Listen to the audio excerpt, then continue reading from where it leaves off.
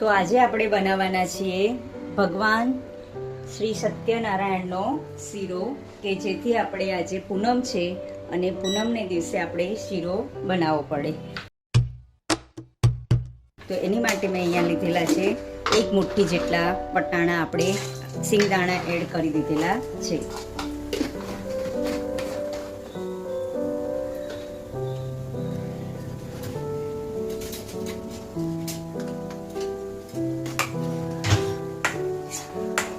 ત્યારબાદ આપણે રવાને શેકવાનો છે. જ્યારે પણ આપણે રવાનો શીરો બનાવીએ એમાં રવો સરખો શેકાયેલો હોવો જોઈએ, કે જેથી દાણાદાર બને. જો તમે અધકચરો કાચો શેકો તો દાણાદાર બને નહીં.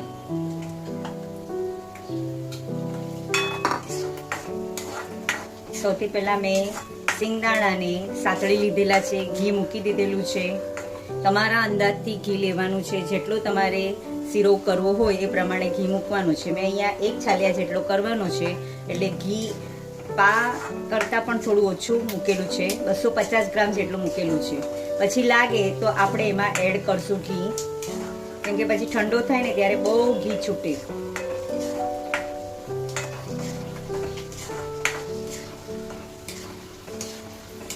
આવા બ્રાઉનિશ આપણે તળી લીધેલા છે સિંગદાણા.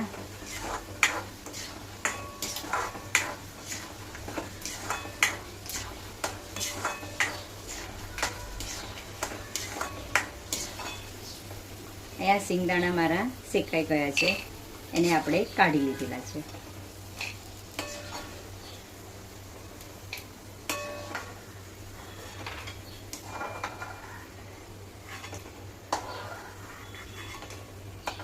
આ રીતે સિંગદાણાને મેં એક બાઉલની અંદર કાઢી લીધેલા છે. હવે આપણે 1 છાલિયા જેટલો રવો શેકવાનો છે.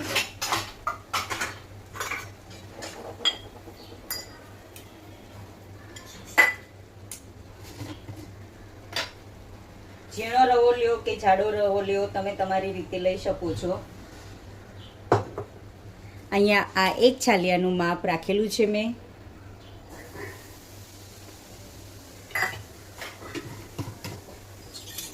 એને હવે આપણે રવાને શેકવાનું છે.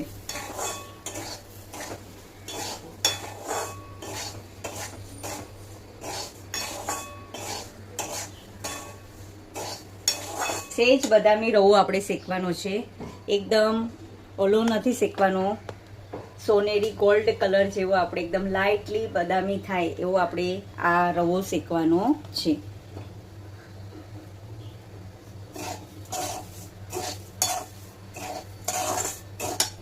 ફ્લેમને ધીમી રાખવાની છે. ધીમા આંચે આપણે રવાને શેકી લેવાનો છે. સમજો કે મેં 5 કિલો જેટલો રવો લીધેલો છે, એની સામે આપણે ઘી લીધેલું છે, 2 છાલિયા જેટલું મેં ઉપયોગ કરેલું છે.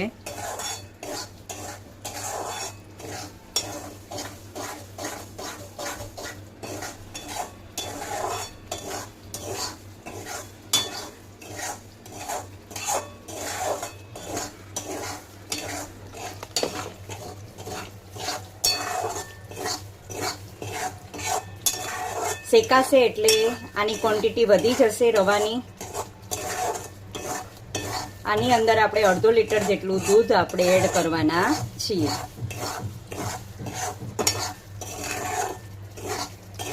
જો તમે સરખો નહીં શેકો રવો તો તમારા તાળવે રવો ચોટતો આવશે અને સેજ ચીકાસ જેવું લાગે, દાણાદાર કણી જેવો ન લાગે. આ દાણાદાર કણી બનશે અને ક્વોન્ટિટી પણ વધી જશે.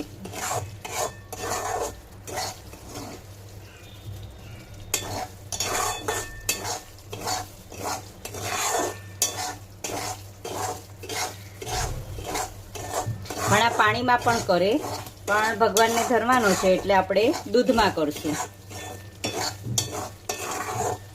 એ બાને થોડું પૌષ્ટિક આહાર, પ્રોટીનયુક્ત આહાર આપણા શરીરની અંદર, પેટની અંદર થોડી ઠંડક રહે એટલે ઘીની ક્વોન્ટિટી થોડી વધારે મૂકી છે.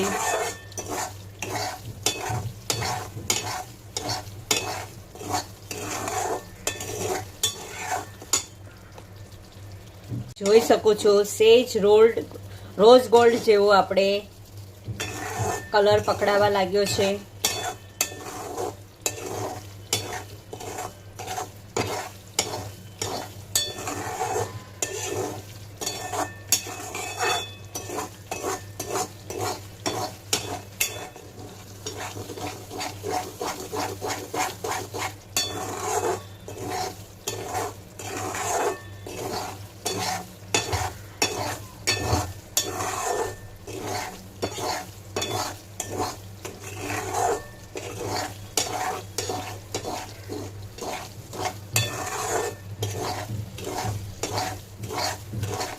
જેમ શેકાશે એમ તમને સુગંધ પણ સુંદર મજાની આવતી જશે. એટલે સમજવાનું કે આપણો રવો શેકાઈ ગયો છે.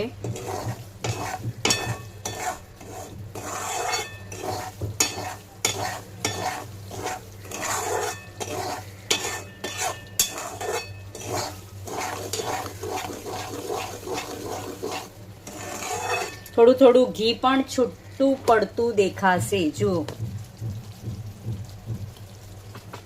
એટલે અહીંયા આપણો રવો શેકાવાની તૈયારીમાં થઈ ગયો છે. સોનેરી ગોલ્ડ જેવો આપણે આ કરવાનો છે. જો આમ સરળ રીતે નીચે ઢળી પડે.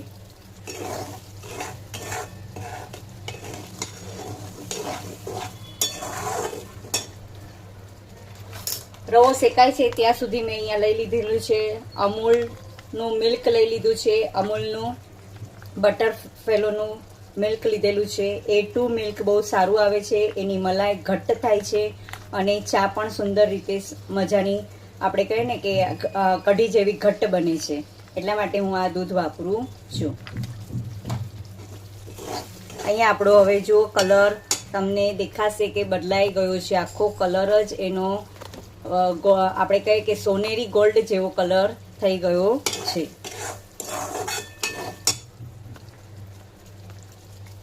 ગોલ્ડ થઈ ગયો છે. હવે આપણે ક્વોન્ટિટી પણ વધી ગઈ છે. ઘી પણ છૂટું પડી ગયું છે.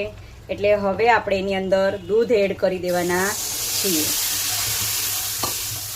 હમણાં સાકર એડ કરવાની નથી.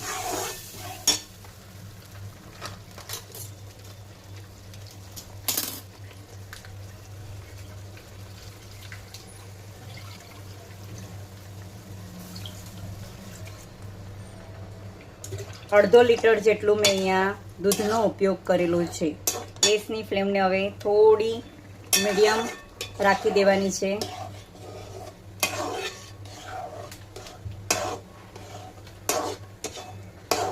દૂધને બધું આપણે સેજ બધા સાથે દૂધ આપણને સેજ એમ થાય કે રવા સાથે ભળી ગયું છે, મિક્સ થઈ ગયું છે, ત્યારે આપણે સાકર એડ કરવાની છે. હમણાં સાકર એડ કરવાની નથી.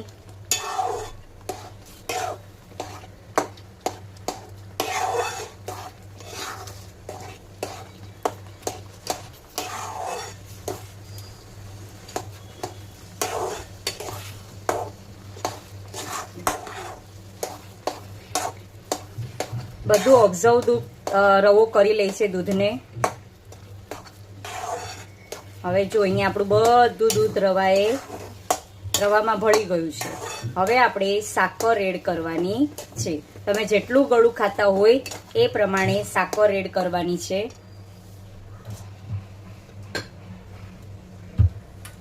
એક છાલિયું રવો મેં લીધેલો હતો એટલે એક છાલિયા જેટલી હું સાકર એડ કરું છું.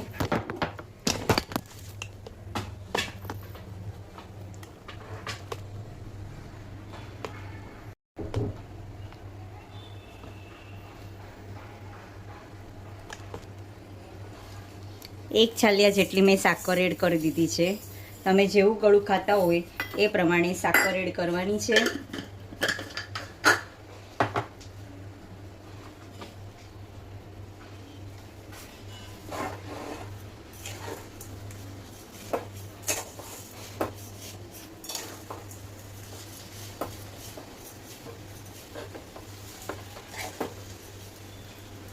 એડ કરી દીધી છે મેં.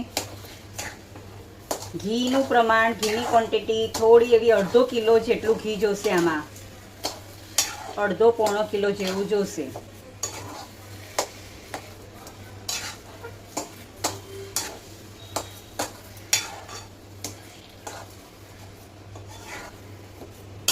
સાકર આખી ગળી જાય અને ઘી છૂટું પડી જાય ત્યારે આપણો શીરો આ રેડી થઈ ગયો છે એમ આપણે માનવાનું છે.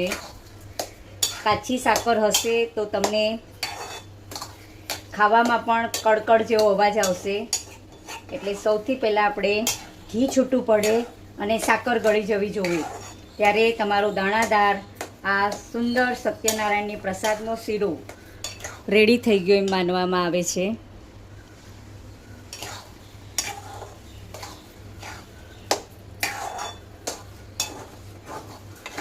ગેસની ફ્લેમને ધીમી રાખવાની છે.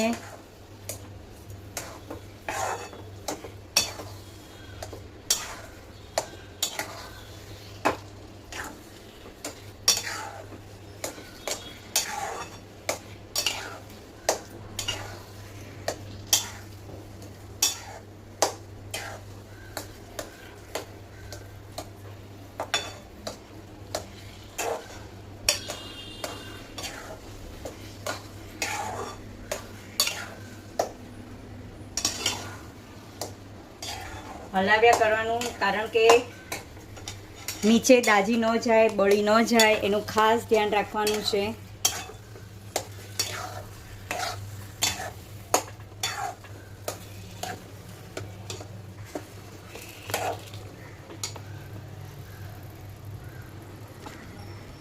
જોઈ શકો છો કે ઘી છૂટું પડતું ગયું છે.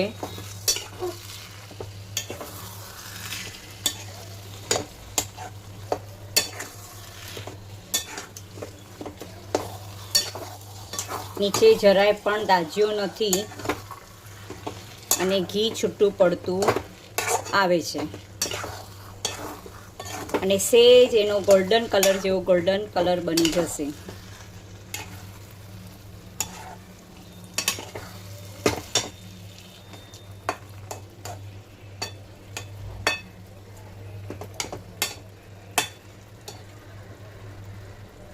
હવે ઘી છૂટું પડે ત્યાં સુધીમાં આપણે તો જો અહીંયા ઘી છૂટું પડી ગયું છે, તમને દેખાય છે.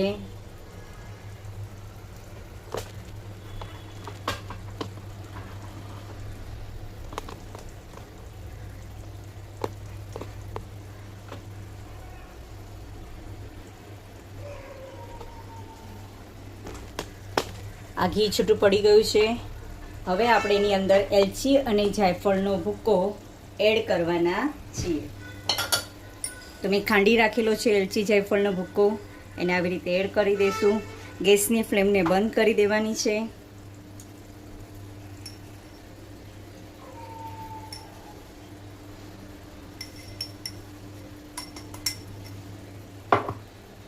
અહીંયા થોડા કાજુ બદામની કાતરીઓ રાખેલી છે એને પણ એડ કરી દઉં છું. થોડી રાખી છે મેં. હવે આપણે આને બધું મિક્સ કરી દેવાનું છે. ગેસની ફ્લેમને બંધ કરી દીધી છે.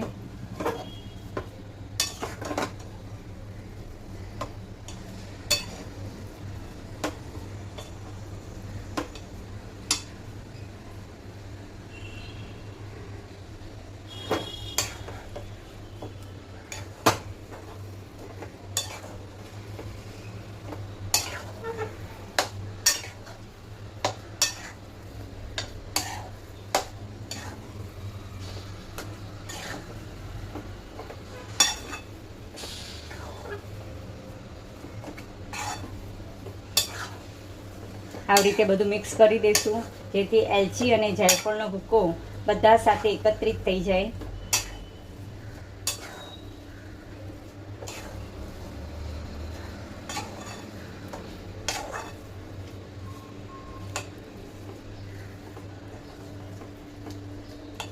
હવે થોડી વાર માટે ઠરવા દઈશું, પછી આપણે ભગવાનને પ્રસાદ ધરવાનો છે. છૂટું પડતું જાય છે.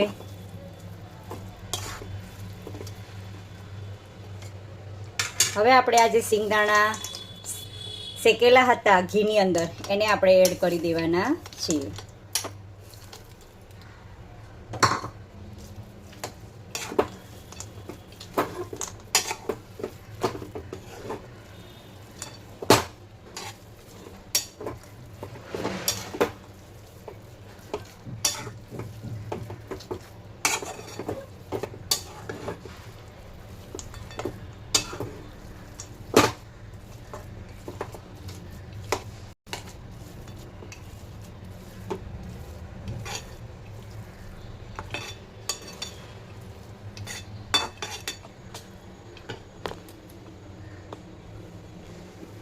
તો અહીંયા મારો આ રવાનો શીરો આજે પૂનમ એટલે સુંદર મજાનો રેડી થઈ ગયો છે.